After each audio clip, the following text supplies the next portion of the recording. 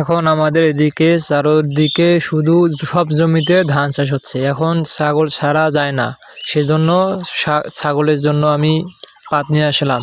আসসালামু আলাইকুম, আপনারা সবাই কেমন আছেন? আমার বকরিটার নাম রেখেছি আমি টেপরি।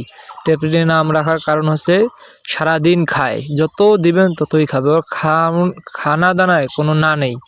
আমাদের এই গরু, যেটা গরু বদরগঞ্জ হাট থেকে নিয়ে এসেছি 20,000 টাকা দিয়ে, সে গরুটাও ভালোই খাচ্ছে আলহামদুলিল্লাহ। আপনারা সবাই দোয়া করবেন। আজকে আমার খামারে কি কি আছে আমরা দেখাবো। এই আমাদের মেশিন থেকে প্রথমবার 20 পিস বাচ্চা এবং 6 পিস কোয়েল পাখির বাচ্চা ফুটে বেড়েছে।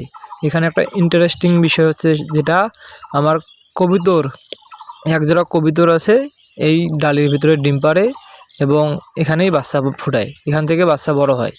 আমাদের এইদিকে এখন চারোদিকে যেদিকেই তাকাবেন সবুজ আর সবুজ, কারণ চারোদিকে এখন ওয়াগাড়া হয়েছে, ধান চাষ করা হবে।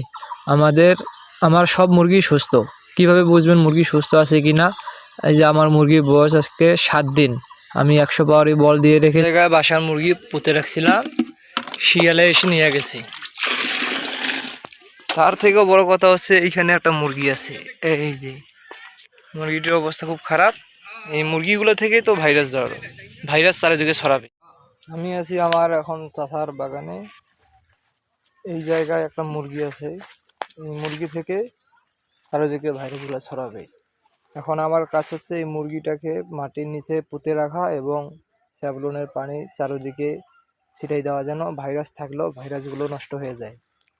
আশা করি সবকিছু ঠিক হবে। আপনারা আমার জন্য সবাই দোয়া করবেন। মরা পচা মুরগিটা এখন এই গর্তে রেখে মাটি চাপা দিয়ে দেবো।